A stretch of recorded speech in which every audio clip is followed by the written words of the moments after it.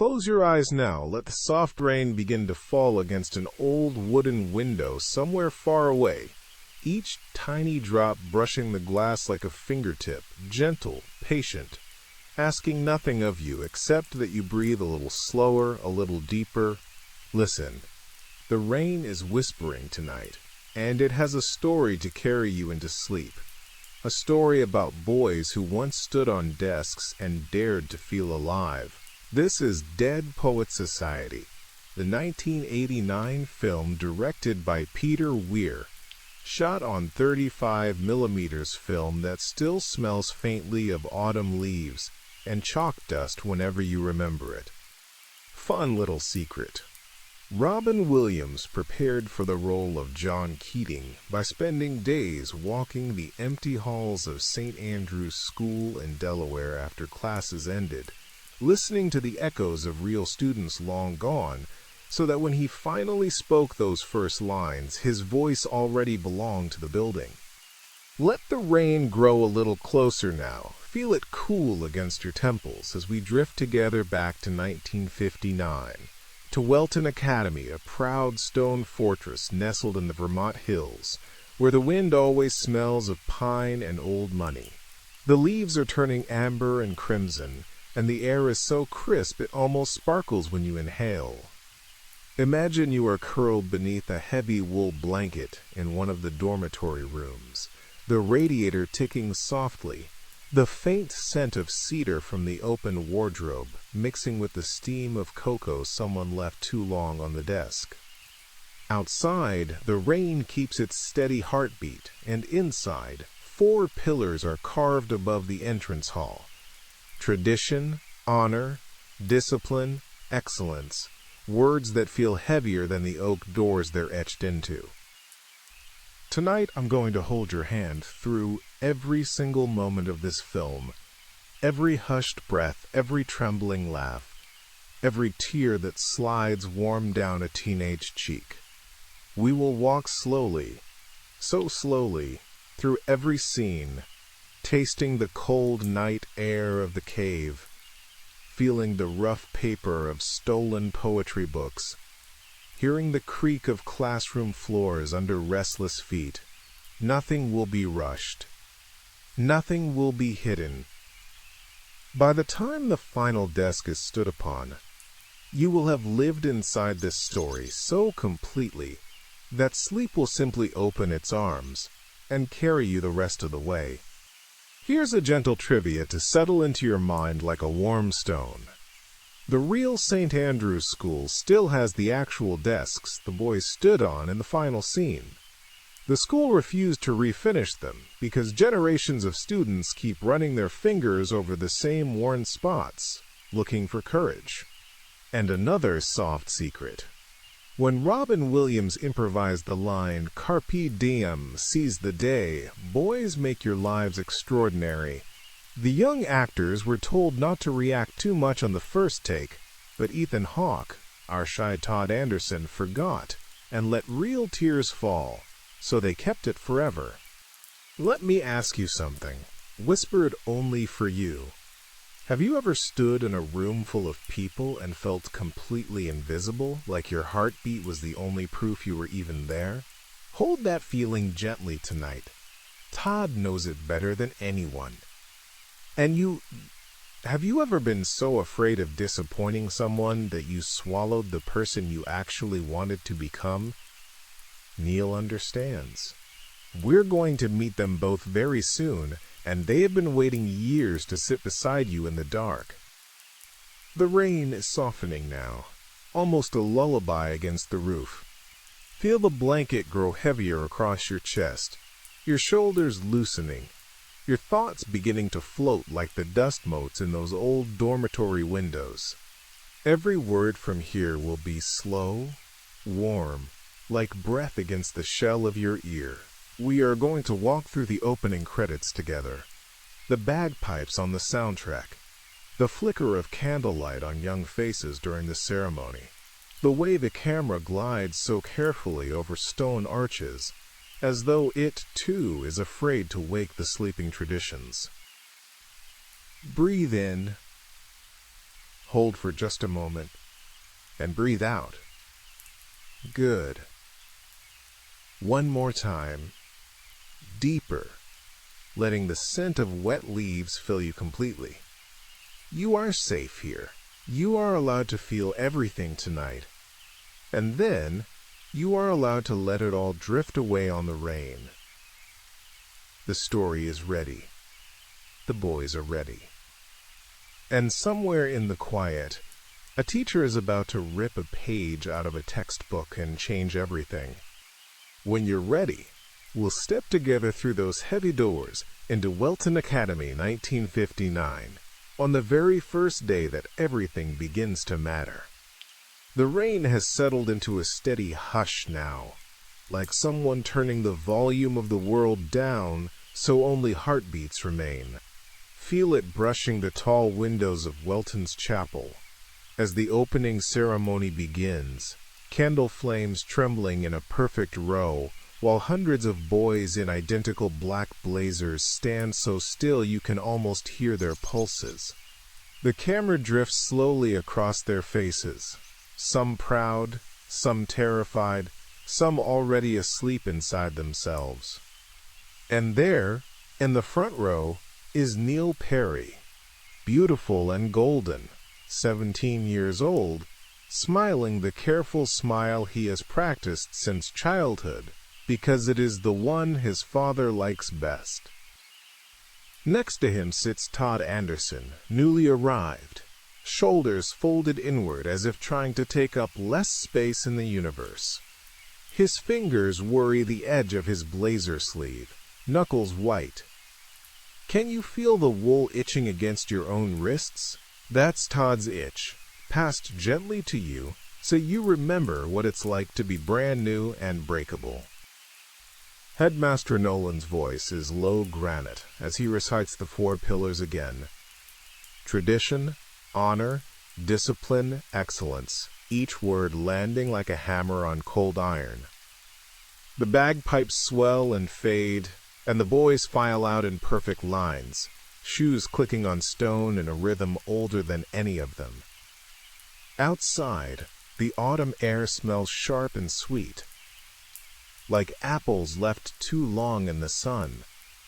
Steam rises from their mouths when they whisper. Knox Overstreet is already laughing too loudly, trying to make the new day feel lighter. Charlie Dalton smirks like he has a secret sharp enough to cut glass. Richard Cameron polishes his prefect badge with the sleeve of his robe because order is the only god he trusts. Meeks and Pitts walk shoulder to shoulder, already planning something that will probably involve wires and mischief. Up the narrow staircase to the dormitory, the wooden steps creak under careful feet, each creak a tiny confession. The room is small and honest. 4 iron beds, 4 desks scarred with generations of carved initials, 1 window fogged by decades of teenage breath. Todd unpacks with the slowness of someone afraid to claim space. He sets a framed photograph of his family on the desk, then immediately turns it face down because his brother's perfect smile is too loud. Neil watches from across the room, kind, curious, already deciding this quiet boy will be his friend whether the quiet boy is ready or not. When Neil says, "Roommates, huh?" "I'm Neil." His voice is warm maple syrup poured over the cold silence. Todd manages only a whisper, "Todd," and the name feels too heavy in his mouth, like a stone he wasn't meant to carry. Trivia slipped in like a bookmark. The dormitory scenes were shot in chronological order, so the actors would feel the same slow friendship the characters did. By week 3, Ethan Hawke stopped acting shy around Norman and Josh, and simply became Todd when the camera rolled. Another gentle fact: the birthday cake Neil receives later in the film was real carrot cake, and Robin Williams kept sneaking bites between takes until the prop department had to bake 6 identical ones. Let me pause the rain for just a second and ask you, softly, have you ever unpacked your life in a new room and felt every object judging you? Did you also turn a photograph face down once, just to breathe? Hold that memory gently. Todd is holding it with you tonight. The first English class. The room smells of chalk dust and lemon polish, afternoon light slanting gold through tall windows. The boys sit rigid, textbooks open to the exact same page. And then the door opens, and John Keating walks in not like any teacher they have ever had. He does not speak at first.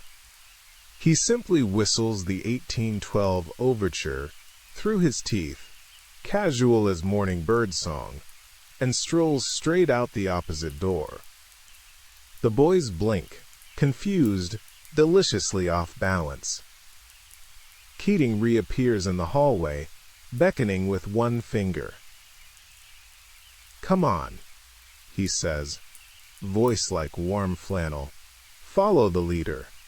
They shuffle after him, shoes scuffing linoleum that suddenly feels alive.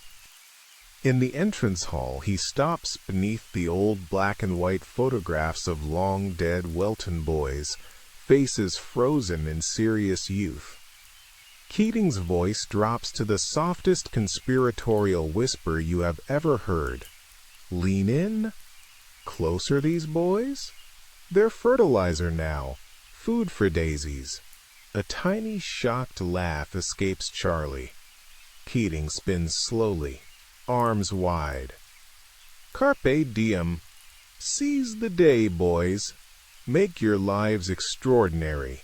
The words land inside their ribs like warm stones dropped into cold ponds, ripples traveling outward, until even Todd feels something loosen behind his eyes. Back in class, Keating climbs onto his desk, stands tall, surveys them like a captain on a ship made of frightened teenagers. "Why do I stand up here?" he asks. Meeks ventures. "To feel taller?" Keating grins the grin of a man who has waited his whole life for that answer. "No," he says, ringing an imaginary bell with his foot. "I stand upon my desk to remind myself that we must constantly look at things in a different way." Then he hops down, light as a cat, and the room exhales. He makes them rip pages, actual pages, out of their pristine textbooks. The sound of tearing paper is obscene and beautiful, like breaking a vow you never meant to keep. J. Evans Pritchard's introduction to poetry flutters to the floor in confetti pieces, while the boys laugh in nervous delight. "We don't read and write poetry because it's cute," Keating whispers, leaning so close you can almost smell the coffee on his breath. "We read and write poetry because we are members of the human race, and the human race is filled with passion. Medicine, law, business, engineering, these are noble pursuits. But poetry, beauty, romance, love, these are what we stay alive for." He quotes Whitman, soft and slow.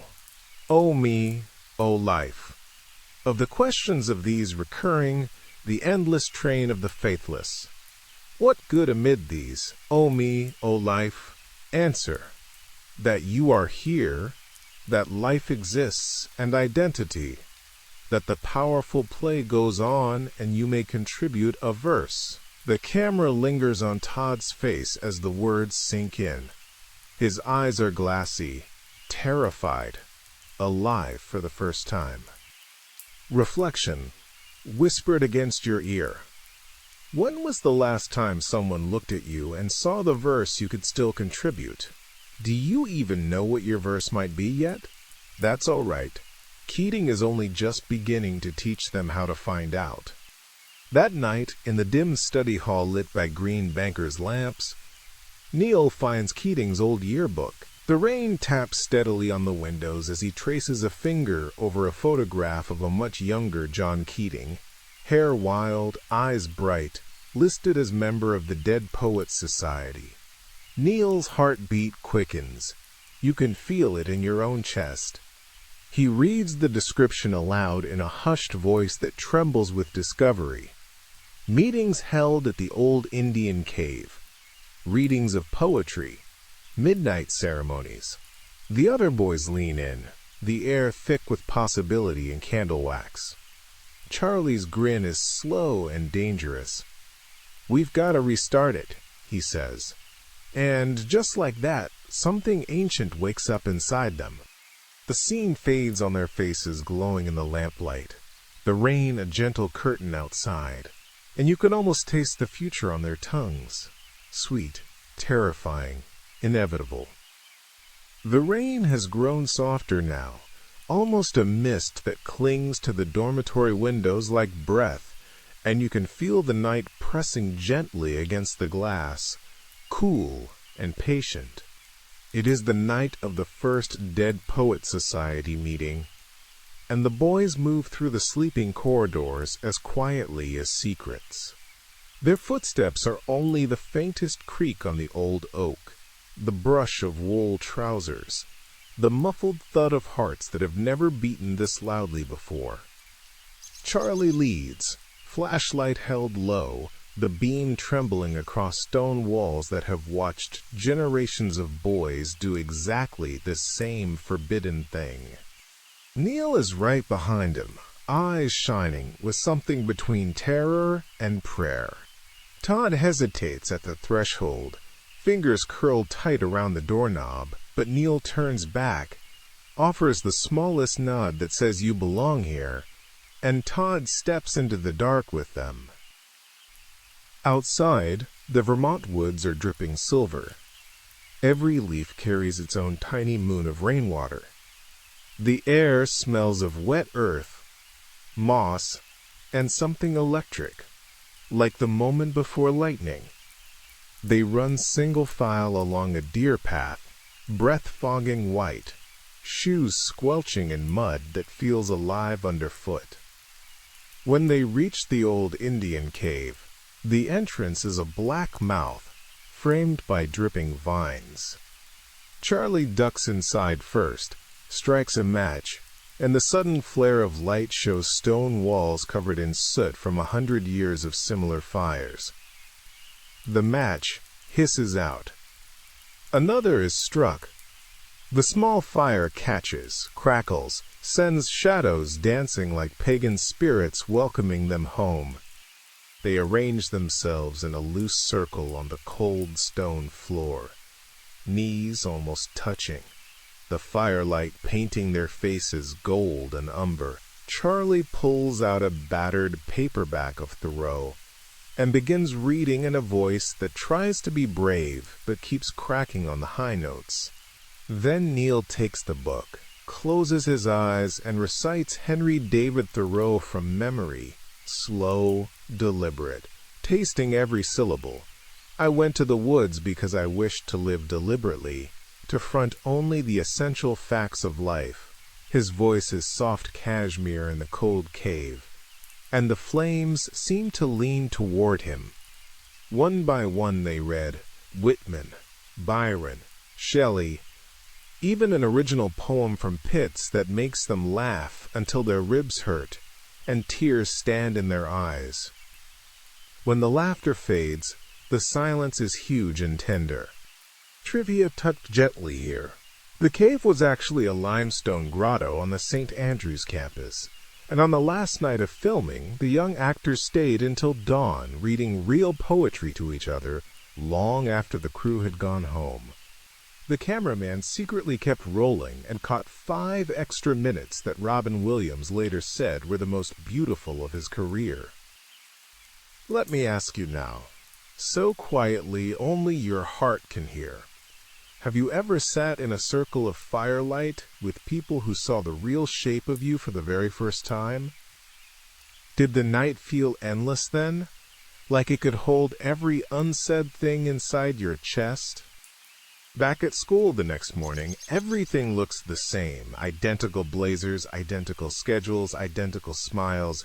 But inside the boys, something has cracked open and light is pouring through. In Latin class, Mr. McAllister drones conjugations while Meeks and Pitts pass tiny folded notes with lines of poetry scribbled in the margins. In chemistry, Charlie writes Nuwanda on his lab beaker in permanent marker and grins like a fox. Knox Overstreet is floating 3 feet above the ground because at a nearby public school he has just met Chris Noel, blonde, laughing, untouchable, and he is already composing terrible love poems in his head that he will later read aloud to the entire society while they throw pine cones at him in affectionate mockery. Then comes the soccer field sequence, the one that always remembered. Keating marches them out onto the muddy grass, carrying an old leather ball and a portable record player spinning Beethoven's Ninth. He makes them kick the ball while reciting poetry aloud, clumsy, stumbling, laughing so hard they fall over. "A sweaty-toothed madman," Charlie bellows, kicking wildly. "I sound my barbaric YAWP over the roofs of the world." The camera spins with them, grass stains on white shirts, rain beginning to fall again, but no one cares. Todd stands at the edge, arms wrapped around himself, until Keating gently places the ball at his feet and says, "Don't just read it, Todd. Yop it."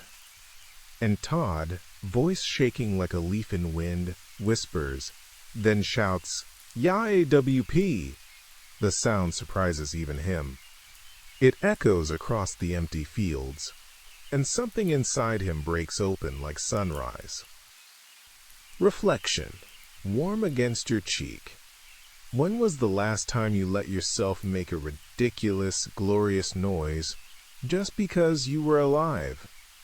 Can you still remember how your throat felt in that moment? That same week, Neil discovers the flyer for open auditions of A Midsummer Night's Dream at the nearby town theater. The paper is cheap, slightly damp from the rain, but the words glow like fireflies. Puck wanted. Neil's fingers tremble as he traces the letters. Acting is the one thing his father has forbidden, the one dream he has buried so deep it has teeth marks on it. He stands in the empty hallway for a long time, rain dripping from his hair, then forges his father's signature on the permission slip with a hand that barely shakes at all. At the audition, the director is tired and chain-smoking. But when Neil steps onto the bare wooden stage and begins Puck's speech, "If we shadows have offended," his voice is pure light, quicksilver, and bells. The cigarette falls from the director's lips. Neil gets the part. When he runs back to Welton that night, soaked to the skin, he bursts into the dorm and whispers to Todd, "I'm going to be Puck."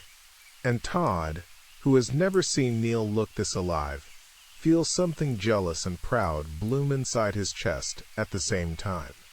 The society meets again, more confident now. They bring blankets, candles, a battered guitar. Charlie reads an original poem about desire that makes everyone shift uncomfortably and then applaud wildly. Knox reads his latest ode to Chris, and they tease him mercilessly, but gently, the way brothers do. Somewhere in the flickering dark, Todd finally works up the courage to read a poem he wrote about a blanket that keeps a boy warm even when the world is cold. His voice cracks only twice. When he finishes, the cave is silent for a long heartbeat, and then Neil says, voice thick, "That was beautiful, Todd." And Todd believes him. Another small trivia to cradle in your palm. Robin Williams improvised almost the entire yop scene, and when Ethan Hawke actually yopped, the sound startled a flock of crows out of the trees. You can see them flying away in the far background if you freeze frame the Blu-ray. The rain is barely a whisper now, more memory than sound, and you can feel your own heartbeat slowing to match the rhythm of these boys learning how to breathe for the first time. The rain has turned to the softest drizzle now, the kind that makes street lamps glow like warm lanterns and turns every leaf into a tiny mirror. It is the night of the big football game against Easton, and Knox Overstreet is soaked through, hair plastered to his forehead, standing outside the brightly lit house where Chris Noel is at a party with her boyfriend Chet. The windows spill golden light and laughter onto the wet lawn. Knox has brought a single red rose and a poem folded so many times it is soft as cloth. He stands under her window like a knight who has forgotten his armor, whispering her name until she finally appears, annoyed, beautiful, cheeks flushed from dancing. When he reads the poem, his voice cracks on every line, but he does not look away, and something in Chris's eyes softens just enough to let him inside the party. The music is loud, the air thick with teenage sweat and perfume, and Knox drinks too much too quickly because courage comes in plastic cups tonight. Later, drunk on cheap beer and first love, he kisses Chris on the dance floor while Chet watches from across the room, and the world tilts dangerously. Back at Welton the next morning, Knox is bruised and hungover, but his eyes are shining like he has swallowed the moon. He tells the society every detail in the cave that night, voice hushed with awe, while Charlie claps him on the back so hard his teeth rattle. They pass around a stolen bottle of communion wine and toast to love, to madness, to the way Knox's lip is split and still smiling. Trivia slipped in like a folded note. The party scene was filmed at a real high school dance in Delaware, and the extras were actual students who were told to react naturally when a stranger started reading poetry in the middle of the floor. Most of the shocked faces you see are genuine. Let me ask you, very gently, have you ever done something utterly foolish for love, and then discovered the foolishness was the most honest thing you had ever done? Did your heart still beat in your throat days later when you remembered? Rehearsals for A Midsummer Night's Dream begin in earnest. Neil is electric on stage, barefoot in green tights, voice ringing off the rafters as Puck. The theater smells of sawdust, grease paint, and hot lights. Every night after curfew he sneaks out, bicycle tires hissing on wet roads, heart hammering so loudly he is sure the dorm master will hear it from 3 floors away. Todd waits up, pretending to study, but really watching the door like a worried parent. When Neil slips back in at 2 in the morning, cheeks flushed with cold and triumph, they whisper together in the dark about freedom, about how it tastes like pine needles and stolen cigarettes. One evening Mr. Perry arrives unannounced, coat dripping rain across the dormitory floor. His face is stone. He has discovered the forged letter. The confrontation is quiet and terrible. I will not have my son make a fool of himself in some ridiculous play, he says, voice low enough that Todd, pretending to sleep in the next bed, can hear every word. Neil tries to explain, tries to say that acting is the first time he has ever felt his own heartbeat, but his father's hand on his shoulder is a vice. You will withdraw tonight, or I withdraw you from Welton and enroll you in military school. The door closes. The room is suddenly colder than the rain outside. Neil stands in the center of the floor for a long time, staring at nothing. Todd sits up slowly and whispers, "Neil?" But Neil only shakes his head, a tiny, broken movement. Later, when the lights are out, Todd hears the softest sound of crying muffled into a pillow, and he lies awake feeling the weight of friendship like a stone on his chest. Reflection. Warm breath against your ear.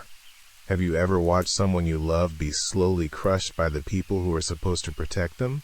Did you feel helpless too, lying in the dark, wishing you were braver? The next society meeting is different. The fire seems smaller. Charlie tries to joke, but the laughter dies quickly. Neil reads a poem by Alfred Lord Tennyson. Tears, idle tears, and his voice keeps catching. No one teases him. Outside, the drizzle has become a steady pour again, drumming on the cave roof like impatient fingers. Knox talks about Chris, about how she kissed him back just once before pushing him away, and how Chet beat him senseless in the parking lot afterward. His eye is purple and swollen, but he smiles when he says her name.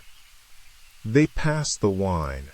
They read Shelley's Ozymandias until the words feel like prophecy. Another small trivia to tuck behind your ear. Robert Sean Leonard practiced Puck's final speech in the mirror for months until he could say, "If we shadows have offended," without crying. And then on opening night he cried anyway, and Peter Weir kept the take because it was perfect. Opening night arrives. The little theater is packed, the air thick with nervous perfume and wet coats. Neil is luminous under the lights, leaping, spinning, voice like bells and breaking glass. When he delivers Puck's epilogue, "Give me your hands, if we be friends," the audience rises as one, clapping until their palms sting. In the wings Todd watches, eyes shining with pride and dread, because he knows Mr. Perry is sitting in the third row with a face carved from winter. After the curtain, Mr. Perry marches backstage, grabs Neil by the arm hard enough to bruise, and drags him out into the cold night without a word to anyone. The ride home is silent except for the slap of windshield wipers and Neil's quiet, steady crying. At the Perry house, a beautiful prison of mahogany and silence, his father lays out the future like surgical instruments. Welton is finished. Harvard. Medical school. 10 years from now, Neil will be a doctor whether he wants to be or not. "You have opportunities I never dreamed of," Mr. Perry says, and Neil whispers, "I don't want your opportunities. I want my life." But the words are too soft, too late. That night, Neil stands in his father's study wearing the crown of leaves from the play, delicate vines and paper flowers still tangled in his hair. The room smells of leather and old whiskey. Moonlight falls through the window in a cold white blade. He opens the desk drawer, takes out the pistol, feels its terrible weight like the weight of every unsaid dream. The crown slips from his head and falls soundlessly to the carpet. Downstairs his parents sleep. Upstairs Todd sleeps. Somewhere rain is still falling, gentle, patient, washing nothing clean. The rain has become almost nothing now, just the faintest silver mist drifting through the bare trees outside Welton, the way grief itself moves when it first arrives.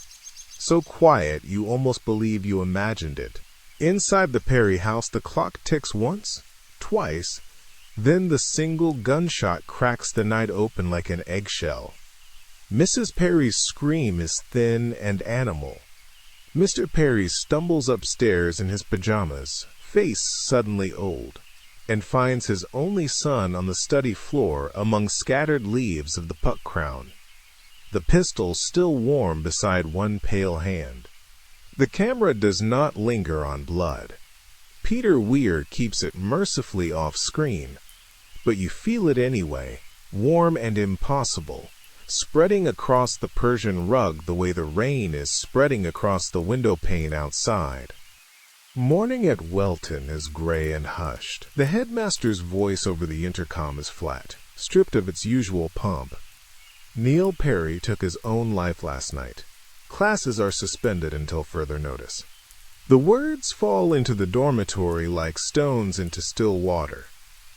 Todd hears them from the bathroom where he is brushing his teeth, and the toothbrush slips from his fingers, clatters into the sink, white foam and water swirling together the way everything inside him is suddenly swirling. He runs barefoot down the corridor in his pajamas, past boys standing frozen with tears on their faces, past Charlie who is punching the wall so hard his knuckles bleed, past Knox who simply sits on the bottom stair and stares at nothing. Todd bursts out the front doors into the cold morning mist and vomits into the wet grass, over and over, until there is nothing left but dry heaving and the taste of copper. In the snow-dusted courtyard the boys gather in small knots, coats pulled tight, breath fogging. No one knows what to say. Cameron's face is blotchy and terrified. He keeps repeating, "It doesn't make sense," like a broken record. Charlie's eyes are red slits. Meeks and Pitts stand shoulder to shoulder, arms wrapped around each other the way they did when they were little boys afraid of thunderstorms. Todd walks among them like a ghost, snowflakes melting on his bare feet, whispering, he wouldn't, until his voice gives out completely. Trivia, offered as gently as a handkerchief. The vomit scene was not scripted. Ethan Hawke heard the announcement on set the same moment Todd did, and his reaction was so violently real that the camera operator simply kept rolling. Robin Williams, watching from the doorway, started crying silently and had to be led away. Headmaster Nolan calls an emergency assembly in the chapel. The pews creak under shifting weight. Nolan's voice is iron. There will be a thorough investigation. Signatures will be required. The school's reputation must be protected. He announces that Mr. Keating is the convenient scapegoat. His unorthodox methods have poisoned young minds. The camera finds Keating in the back row, face pale, eyes hollow, the playful light gone out of him forever. When Nolan says the words, "John Keating is dismissed," effective immediately, Keating does not argue.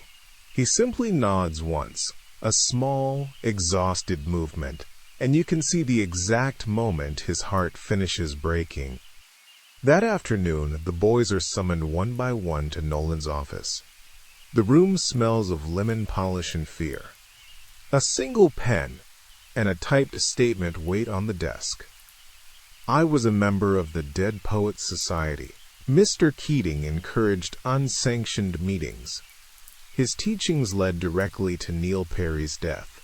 Cameron signs first, handshaking only a little, telling himself he is saving the school. The others follow under threat of expulsion, all except Charlie. When Charlie refuses, Nolan strikes him across the face with a wooden paddle. Once, twice, until blood runs from Charlie's mouth and he still will not sign. They drag him away, spitting defiance and teeth. Reflection, breathed against the shell of your ear. Have you ever been forced to betray someone you loved, just to keep the small, safe corner of the world you were allowed? Did the pen feel like lead in your fingers too? Keating comes to the dormitory to collect his belongings. The room is empty except for Todd, who sits on his bed clutching Neil's old sweater like a child. The radiator ticks. Rain, now only a memory, has left the windows streaked and cold. Keating packs slowly, folding sweaters, placing books into a cardboard box with the care of a man handling ashes. Todd watches him, eyes swollen.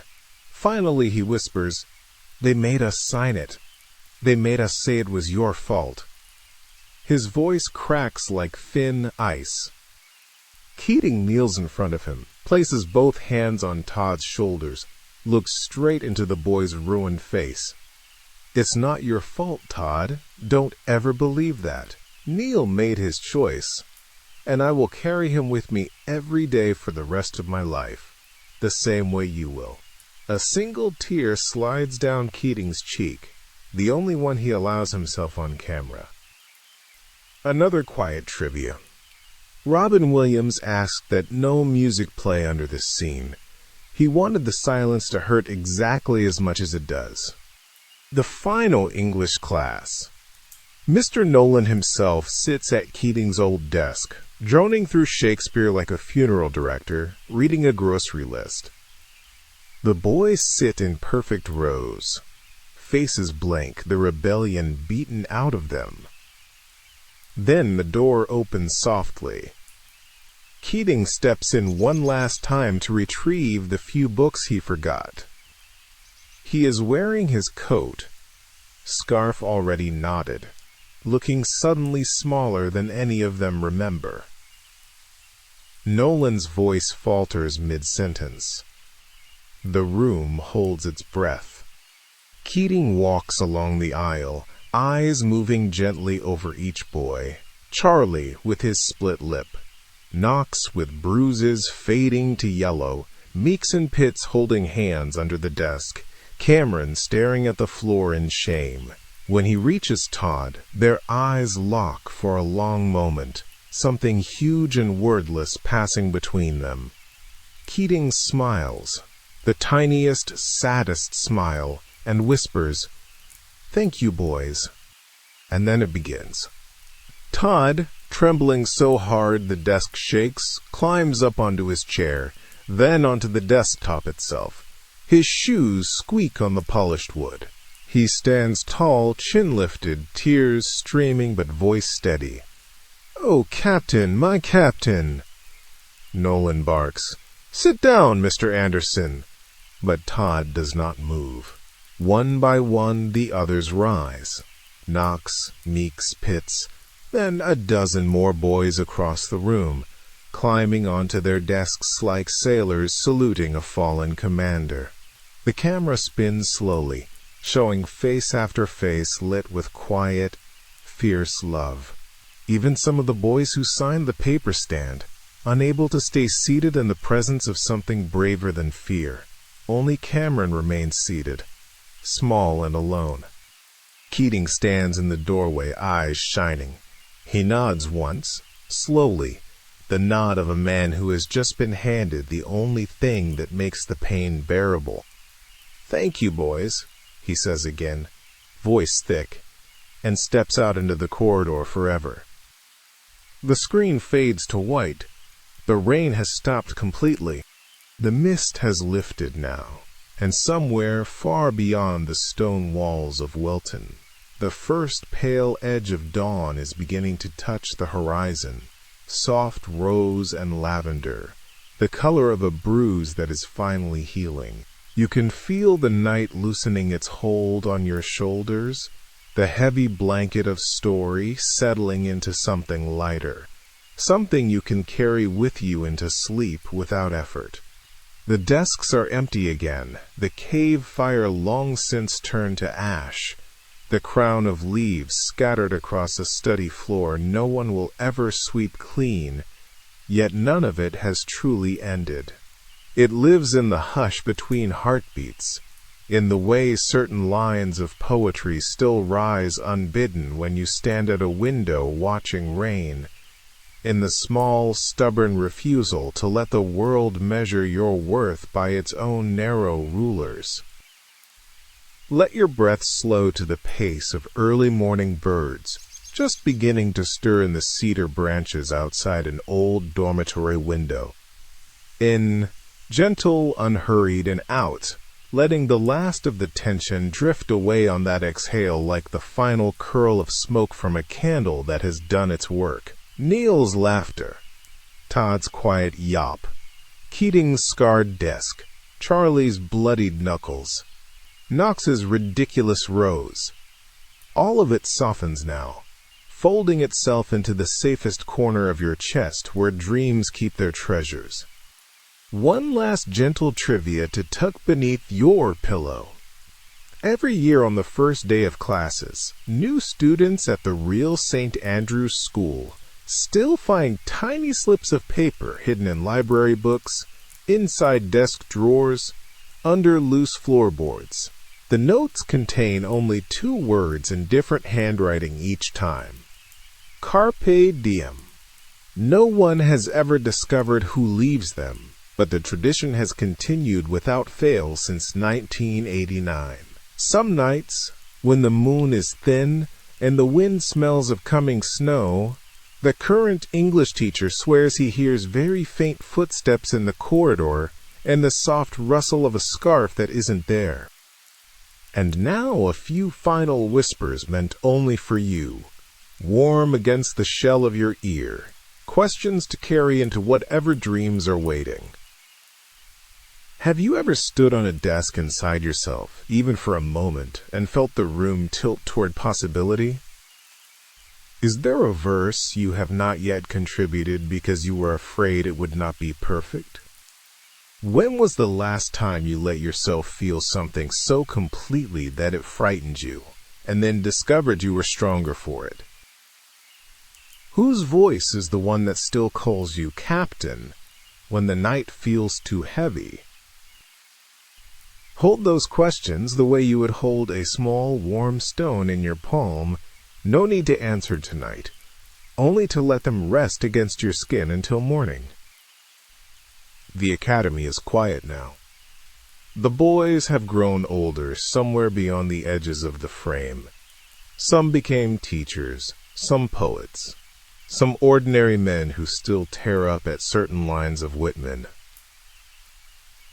Todd published a slim volume of poetry years later dedicated simply to In, and every copy sold out in a single afternoon. Charlie Dalton, now Charles Nuwanda in the credits of underground jazz clubs, still signs his name with a flourish that makes bartenders smile. And somewhere, on a small campus in Delaware, a gentle English teacher keeps a single desk slightly more scarred than the rest, so that new generations of shy boys will have somewhere safe to stand when they finally find their voice. You do not need to hold on to anything anymore. The story has done its work. Let the last faint echo of, "Oh, Captain, horizontal line, my captain," dissolve into the hush of your own breathing. Let the rain that has carried us this far fade into the soft static of sleep. You are allowed to drift now. You are allowed to believe that tomorrow, when you open your eyes, the day will be waiting, wide and ordinary and secretly extraordinary, just like you. Seize it gently, whenever you are ready. Good night, my friend. Thank you for walking those corridors with me. The light is almost here, and you are already home.